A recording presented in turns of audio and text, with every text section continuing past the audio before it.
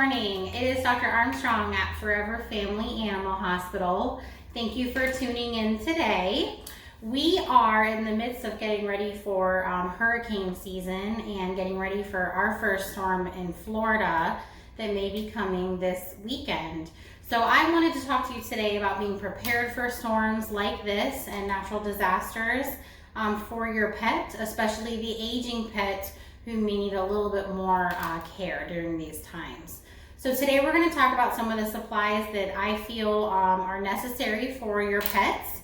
So obviously we're going to start with maybe some food. So make sure that your baby's food is in stock, you have plenty of it, that it's kept somewhere that can stay dry and cool and not overly hot. So here I have a bag of Purina Pro Plan. We're a Purina clinic. I really like all of their diets. So Purina Pro Plan is one of my favorite over-the-counter foods. I love that food. It's been a controversial topic this year, but if you have more nutrition questions about which diets we recommend, I'd be happy to entertain those. And you can email me your questions. I'll have the email at the end of the video. So just make sure that your pet has tons of food for a long weekend, for the whole next week or two, just to make sure that you're stocked, you're not gonna run out, especially prescription diets that are sometimes a little more difficult to get a hold of. Make sure that you are prepared and you have extra bags of that for your pet.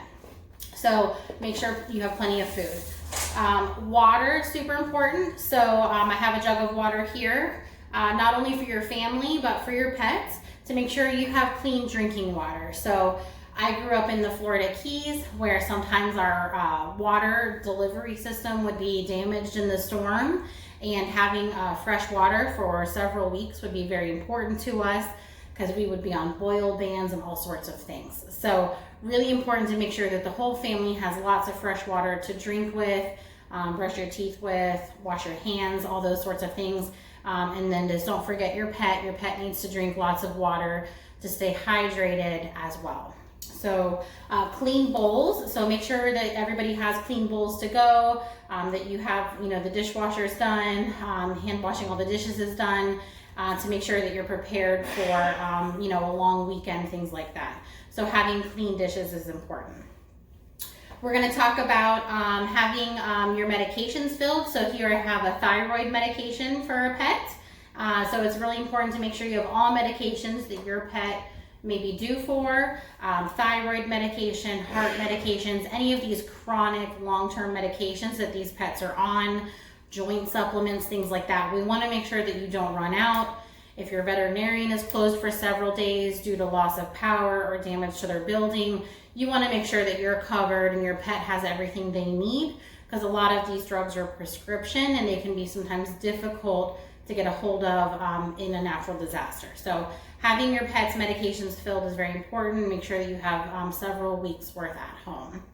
Okay, so we talked about food and water and medication.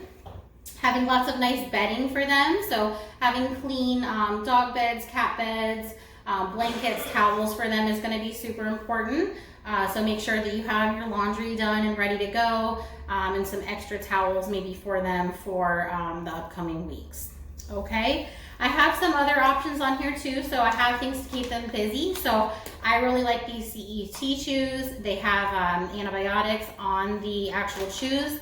So instead of brushing teeth, I like to give these to my dog. So it kind of helps with tartar buildup, bacteria in her mouth, keeps them busy if they're bored while you're at home. So something that I recommend giving your pet 2 or 3 times a week. So you can use those as well. There's also a lot of dogs and cats who have anxiety. So they have storm anxiety anyways. So if we have a big hurricane coming, that may be even larger of an issue for them. So we have different options for anxiety. Some options are more natural, and then we do have pets that are on prescription drugs. So I do a lot of Chinese medicine as well. And we have something called Shen Calmer that I use in dogs who can be stressed out. We have other herbs that are available. So you can talk to your veterinarian about natural and Western medical drugs for storm phobia and anxiety for these events. Sometimes our tension gets high, our anxiety can get high, our pet may notice that, feed off of us too. So we just want to make sure that everyone's prepared for a potentially stressful week or two. So I like the Chinese herbs. There's also a product called Feel Away for cats. You can spray it. There's little wipes they make that you can wipe around the surfaces. Has natural pheromones that help them kind of relax. There also is a product for dogs called DAP, Dog Appeasing Pheromone, and that also comes in sprays and wipes and collars as well. Okay, now speaking of collars, one more product, calming care. So Purina released that within the last year or two, and it's a probiotic that can help with anxiety as well. So my dog is on this because she's a little nervous girl. I love calming care. I see great results with it, so do my colleagues. So another natural option for anxiety. If you do feel like your dog needs a prescription for an anxiety medication, please talk to your veterinarian about that. There's lots of options on the market. And just keep in mind that every pet is different. Their dose may be different, but definitely an option for anxiety. So collars are super important, leashes to have. Very important that your dog or cat has a collar with your name on it, your phone number on it, making sure they have proper identification, okay? Which brings me to my next point. We have microchips here. So microchips are awesome. They go under the skin on the back of the neck, and they have a very special number with them. And that number can be registered with a company, and then that company can give us your information should we find your pet. So it's really nice to have the collar on with an ID tag, but also the microchip in case the collar comes off or gets lost. So we know that, that is your dog and it has your contact info. So super important for the microchip is to have it registered, because if it's not registered, the number is meaningless. So make sure that you are registering the microchip with the company to make sure we have a phone number and contact info to get hold of you. Okay, so proper identification. We talked about anxiety medications. We talked about food, water, bedding, all those sorts of things, and then our chronic meds as well. So lastly, I'd like to talk to you about having them current on all their vaccines. So we really want to make sure that the dogs and cats that may be in a shelter setting with humans and children and immunosuppressed individuals, that these dogs and cats are current on all of their core vaccines and heartworm prevention, flea control, things like that.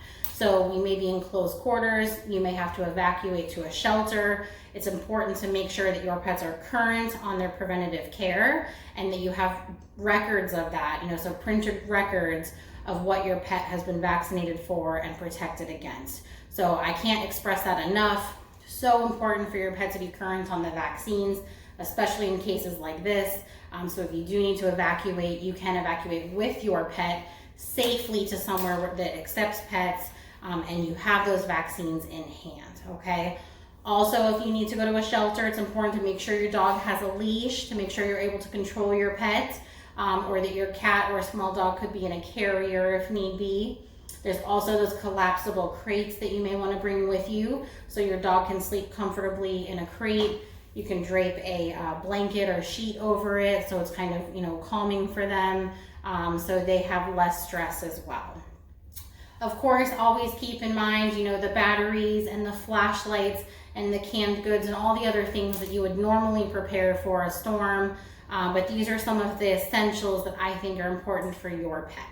So if you have any questions, comments, I would love the feedback. Our email is askthevet.ffah@gmail.com.